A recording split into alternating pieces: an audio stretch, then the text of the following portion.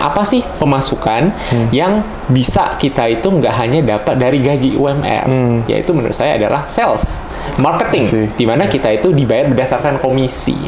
Content creator itu bisa langsung nge-grafis, bisa langsung editing video. Dan sebenarnya kalau kita lihat spending cost ke mereka dengan kita hire tim kita sendiri itu sama.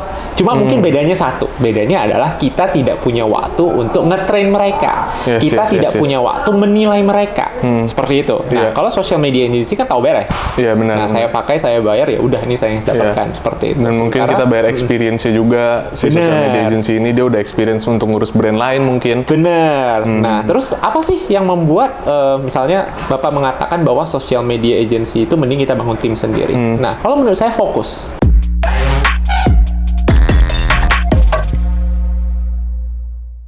Oke, Ko Patrick Rimba, thank you kok udah datang. Apa kabar kok? Thank you, baik. Dan baik, selamat juga ya. Aku belum sempat nyelamatin Koko loh. Oke. Lahiran anak pertama. Wah, thank you so much. Selamat bro. Ya, Ko Patrick. Gimana rasanya jadi seorang ayah? It was a bless ya. Bersyukur banget dan juga sangat belajar banyak ya. Karena juga ya ternyata menjadi seorang orang tua itu nggak gampang ya. Banyak hal yang saya pelajari nih. Jadi banyak pelajaran baru ya? Banyak tentunya banyak perubahan nggak di hidup setelah menjadi seorang? Pasti. Yang biasanya saya pulang bisa quality time dengan istri ya kan, sekarang ya harus pandai untuk memanage waktu lah. Harus seimbangin ya? Harus seimbangin, bener sekali. Ko Patrick itu kan seorang sebutannya apa kok ya? Maksudnya sebagai profesi apa tuh kok? Digital consultant. Digital consultant ya? Digital consultant, oke.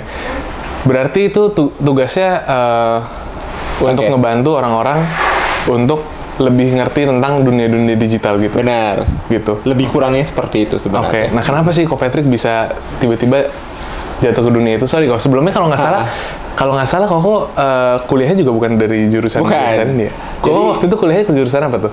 Teknik sipil kebetulan. Teknik sipil. Iya, terus sipil, akhirnya jadi main di dunia digital. Akhirnya main di dunia digital. Kenapa bisa ada perpindahan kayak gitu?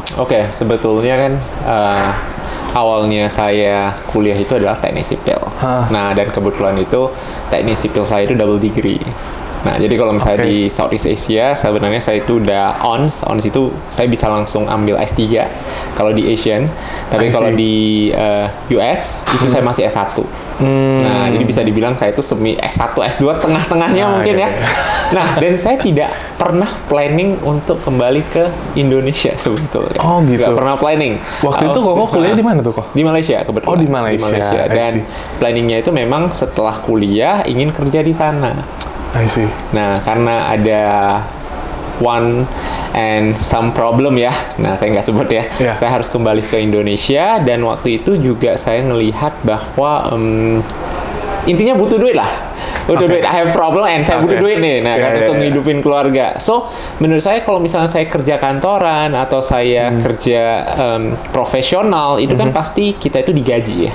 Nah, dan apa sih pemasukan yang bisa kita itu nggak hanya dapat dari gaji UMR, yaitu menurut saya adalah sales, marketing, di mana kita itu dibayar berdasarkan komisi. Maka waktu itu saya itu jadi seorang sales. Nah, sales saya coba apapun tuh, sales MLM pernah, nah trading pernah, produk, nah asuransi, nah dan malamnya itu saya nge-Grab dan nge-Gojek. Jadi dia super Grab, super Gojek. Wow. Nah dari sana saya melihat bahwa banyak produk yang saya tawarkan nih kepada customer saya, mereka bilang bahwa, wah Pak, saya nggak bisa beli produk Bapak karena mungkin market lagi lesu dan lain-lain. Nah, waktu itu saya curiousnya adalah market kemana nih?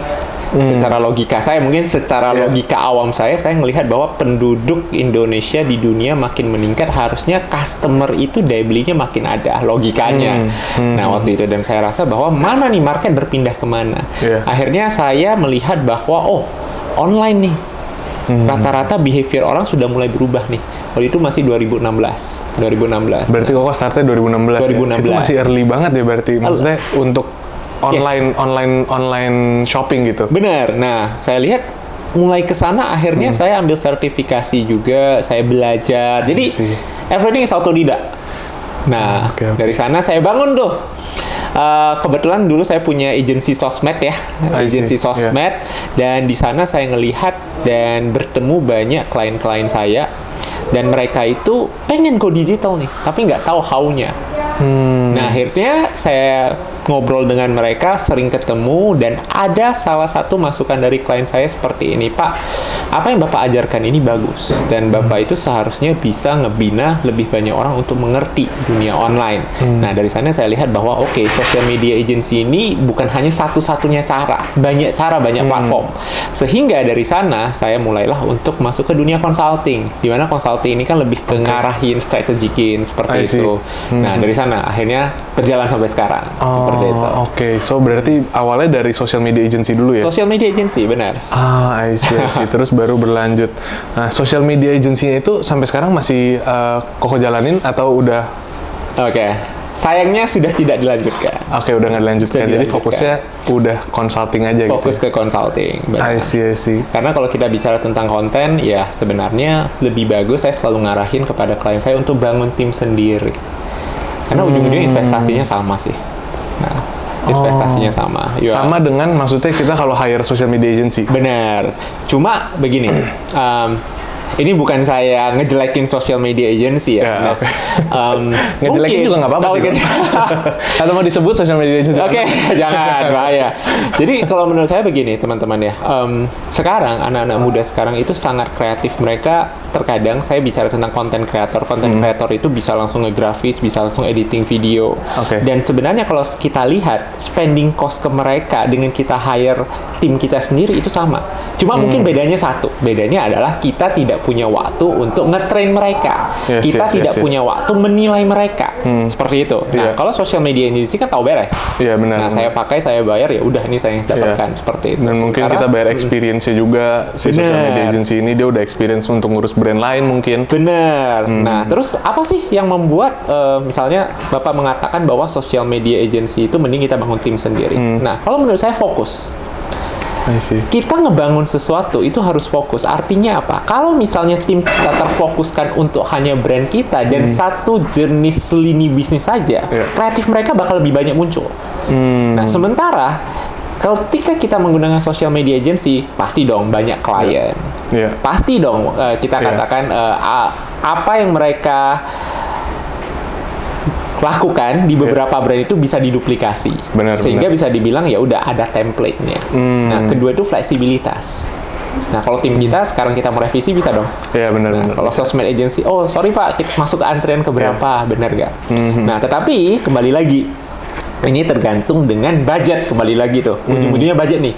Nah, si business owner-nya ini mau spending budget berapa? Karena saya nggak bilang sebenarnya di luar sana juga banyak sih social media agency yang murah. Yang murah-murah. Murah-murah. Yang kadang-kadang aku juga nggak ngerti itu profitnya di mana sih sebenarnya. Benar ya kan? So, I was thinking that untuk jangka panjang, better bangun sendiri. Tapi kalau misalnya untuk kita mau hanya mencoba, mau untuk trial, ya udah, it's okay, pakai social media agency aja, itu is fine. Gitu. I see. Oke. Itu ngomongin tadi social media agency. Berarti itu usaha pertamanya Koko, social media agency? Usaha pertamanya saya. Usaha yang Koko pertamanya Nah, saya. kan kita juga sering, salah satu topik yang sering kita bahas ya, Ko ya. Mungkin buat yang belum tahu, Ko Patrick ini awalnya kita bertemu sebagai seorang mentor dan mentee ya. Jadi Koko untuk nge-mentorin aku soal digital marketing juga tuh ya. Terus kita lanjut ngobrol, kita suka, salah satu yang suka kita bahas tuh anak muda ya, Ko. Anak muda. Ada satu pertanyaan nih, Ko ya. Anak muda. Nah, kan Koko berhubung dengan tadi Koko udah buat usaha juga. Aku pengen ngomongin anak-anak muda yang pada saat ini tuh lagi pengen buat usaha. Ya. Karena audiens aku kebanyakan itu orang-orang yang mungkin masih kan aku banyak ngomongin tentang self development ya. Jadi masih SMA, masih kuliah. Nah, untuk orang-orang yang masih SMA, masih kuliah, yang lagi berusaha untuk mengembangkan diri mereka, berusaha untuk mempunyai usaha sendiri. Koko ada saran nggak sih untuk anak SMA atau khususnya kuliah gitu ya, zaman sekarang buat usaha apa? Karena banyak juga yang salah satu tadi kau bilang, social media agency sekarang lagi marak banget sih kok. Kayak bener-bener sana sini, siapa temen ada yang kreatif dikit bikin social media agency, ada yang bisa bikin video dikit buat social media agency. Itu juga salah satunya aku lihat karena ada perpindahan ya. Dulu, kalau zaman dulu, ketika kita mau buat video atau mau buat branding buat suatu usaha kita, orang itu sangat terfokus pada kualitas. Yes. Bikinnya harus sinematik, pakainya kameranya harus profesional dan segala macam. Sekarang orang bikin video cuman sebatas di TikTok, cuman kayak tambah-tambah teks dan segala macam, udah selesai jadi posting dan bisa viral aja gitu. Benar. Nah, salah satu tadi balik ke pertanyaannya, apa sih kok saran untuk anak-anak SMA dan kuliah untuk bikin bisnis? Oke, nah begini teman-teman ya. Ketika teman-teman ingin bangun bisnis, menurut kamu possible nggak sih untuk anak SMA dan anak kuliahan tuh punya bisnis sendiri? Oke, nah pertanyaan saya adalah satu. Teman-teman pengen punya bisnis, untuk apa? Setuju. Apakah untuk pamer? Apakah untuk meminta atau mengambil validasi orang? Nah, karena menurut saya begini loh. Tidak semua orang harus jadi pebisnis. Ada nggak orang yang Koko pernah ketemu nih? Kan Koko udah ketemu banyak orang, ada banyak orang sukses dan segala macam. Yang dari awal tuh mulai langsung sukses, nggak ada gagalnya sama sekali. Oh ada? Ada. Ada? Ada juga? Ada.